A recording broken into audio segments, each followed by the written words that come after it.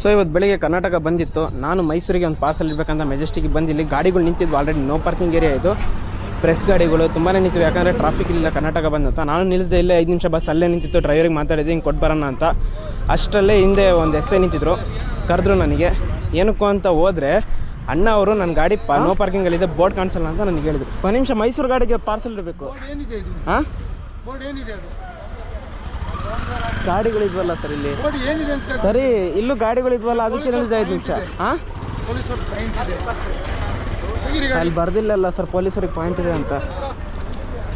ನೋಡಿದ್ರಲ್ಲ ಸಾಹೇಬ್ರು ಎಷ್ಟು ಚೆನ್ನಾಗಿ ಹೇಳಿದ್ರು. ಪೊಲೀಸ್ನವ್ರ ಬೇಕಾದ್ರೆ ನೋ ಪಾರ್ಕಿಂಗ್ ಅಲ್ಲಿ ನಿಲ್ಲಿಸ್ಬೋದಂತೆ.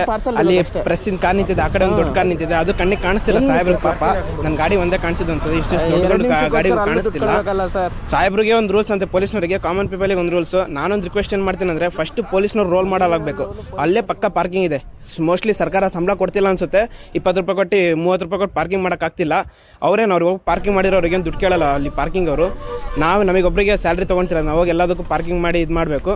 ಸರಿ, ಕರ್ನಾಟಕ ಬಂದಿತ್ತು, ರೋಡ್ ಖಾಲಿ ಇತ್ತು ಅಂತ ನಾನು 5 ನಿಮಿಷ ಅಲ್ಲೇ ಇದ್ದಿದ್ದು ಬಸ್ಸಿಗೆ ನಿಲ್ಲಿಸ್ಕೊಂಡೆ. ಯಾಕಂದರೆ ಇಲ್ಲಿ ಗಾಡಿಗಳು ಇದ್ದು ಮುಂಚೆ ಪೊಲೀಸ್ನವರೇ ಆಗಿ ಆ 3 ಗಾಡಿನೂ ಪೊಲೀಸ್ನವ್ರ ಗಾಡಿ. ಆ ಪಲ್ಸರ್ ಇದೆಲ್ಲ ಅದು ಎಸ್ ಐ ಇದೆ ಗಾಡಿದು. ಅದರಲ್ಲೇ 8 ಕೇಸ್ ಇದ್ದಾವೆ. ರೂಲ್ಸ್ ಫಾಲೋ ಮಾಡ್ತಿದ್ದು, ವೈಲೇಷನ್ ಮಾಡೋದು, ಟ್ರಾಫಿಕ್ ವೈಲೇಷನ್. ಫಸ್ಟ್ ಇವರು ರೋಲ್ ಮಾಡಲಾಗಬೇಕು.